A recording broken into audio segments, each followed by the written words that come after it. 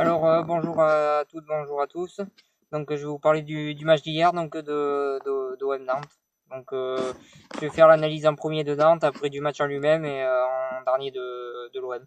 Donc, du côté nantais, ben, ils ont bien commencé, ils ont marqué un but d'entrée.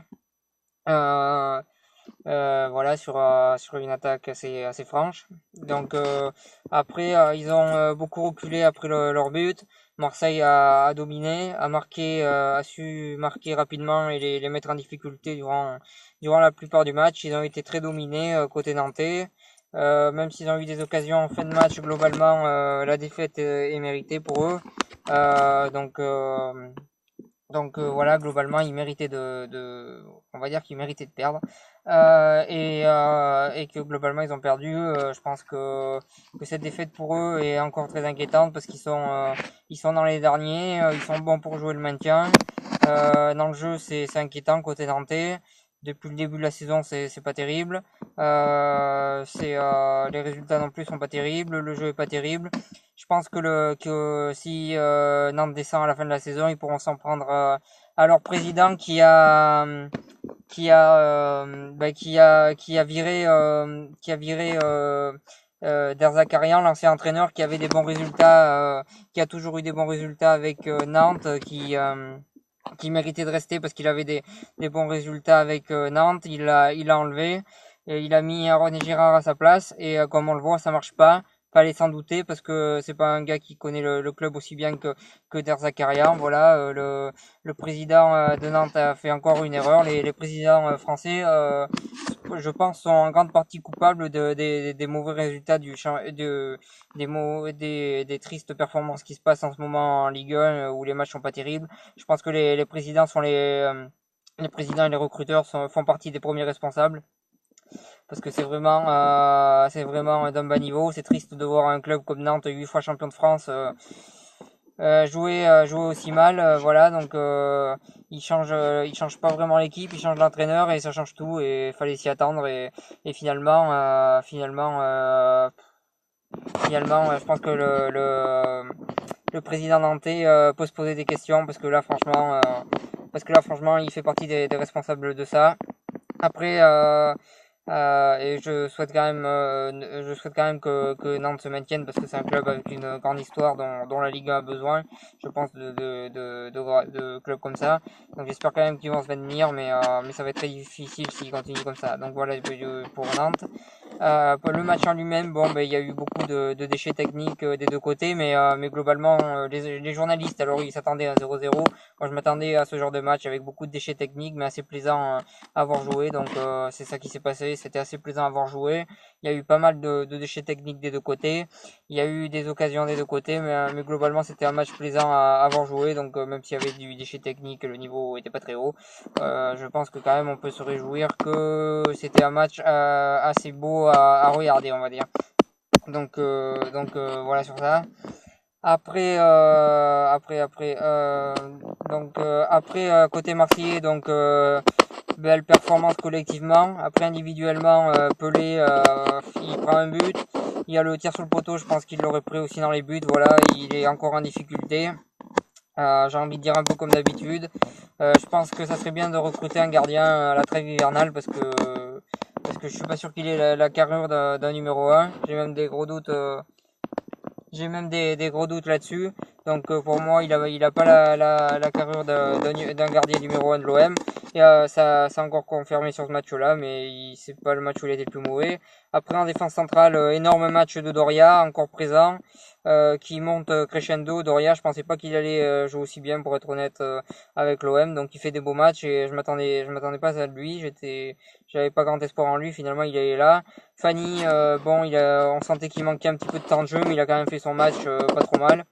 Même s'il a été des fois en difficulté, il a évité quand même de prendre un but à l'OM. Donc il était là. Je pense qu'il va monter, qu'il va redevenir ce qu'il était.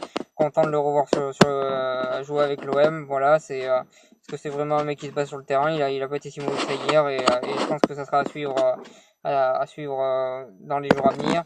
Après les deux latéraux, Bedimo, j'ai pas grand chose à dire dessus. Sakai, le peu qu'il a fait, le peu que j'ai vu, il était en difficulté comme d'habitude.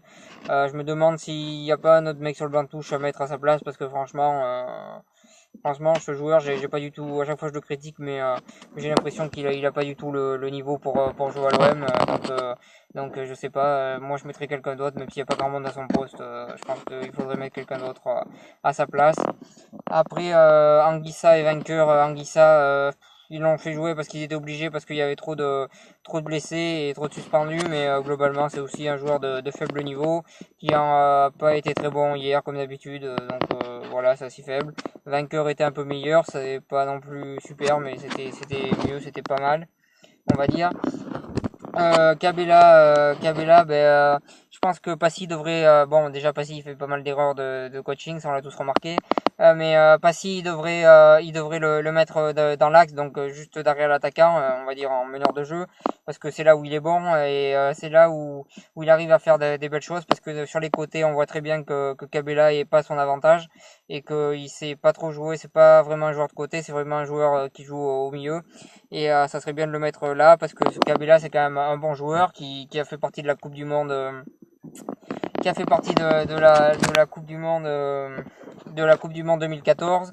C'est quand même un joueur qui était au port de l'équipe de France plusieurs fois et il a quand même du talent. C'est dommage de ne pas exploiter son talent dans l'axe vu que c'est là qu'il a vraiment du talent. Donc ça serait bien de le refaire jouer là.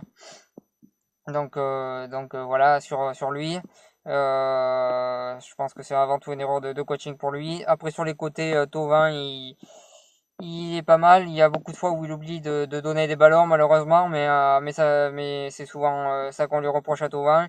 Bon après dans le jeu il est quand même là, il se bat toujours. C'est un mec qui a la niaque et qui a l'amour du maillot. Après je voulais revenir sur ce qu'il a dit, qu'il voulait devenir le futur Francesco Totti de l'OM. Je tenais quand même à préciser que quoi qu'il arrive, il ne le deviendra pas parce que Totti il a fait qu'un club dans sa carrière et que lui il en a déjà fait plus. Donc la comparaison, c'était sûrement pour emballer le public marseillais, pour que les Marseillais soient derrière lui, mais globalement, on peut pas le comparer à Totti à ce niveau-là et il sera jamais comparable à Totti à ce niveau-là. Après, NJ, il joue sur ses qualités, il est pas encore au sommet, mais il marque un but et il fait gagner l'OM, donc tant mieux. Et il fait quand même son match pas trop mal. Bon, ça pourrait être mieux, mais pour l'instant, ça monte crescendo, donc c'est bon signe. Gomis, il rate deux grosses occasions, il met quand même un penalty. Gomis, on a beau dire ce qu'on veut, mais pour l'instant, c'est un peu lui qui fait gagner l'OM tous les matchs. Donc voilà, il est là, il marque des buts, c'est le meilleur buteur de l'OM et il est quand même là. Et voilà, donc Gomis, je pense que c'est un joueur qui va faire du bien à cette équipe durant toute la saison. Après, c'est quand même, il y a eu une part de chance hier, et finalement, c'était cette chance-là. Bon, ils ont été meilleurs que Nantes, mais ils n'ont pas eu de chance face à Rennes quand même. La chance a joué contre eux, il faut aussi l'avouer. Ils n'ont pas eu de chance contre d'autres clubs. Là, la chance a un peu tourné. Je pense que cette équipe a les moyens de jouer au moins le mieux de tableau. Peut-être pas je pense que le maintien, ils sont quand même au-dessus des équipes qui jouent le maintien. Ils sont quand même en dessous des équipes qui jouent les premières places. Donc, je pense qu'ils seront sûrement dans le milieu de tableau, en fin de saison. Donc, voilà. Après, pour Passy, c'est vrai que c'est pas un entraîneur qui a la carrure d'être entraîneur. Il a la carrure d'être entraîneur adjoint, mais pas entraîneur.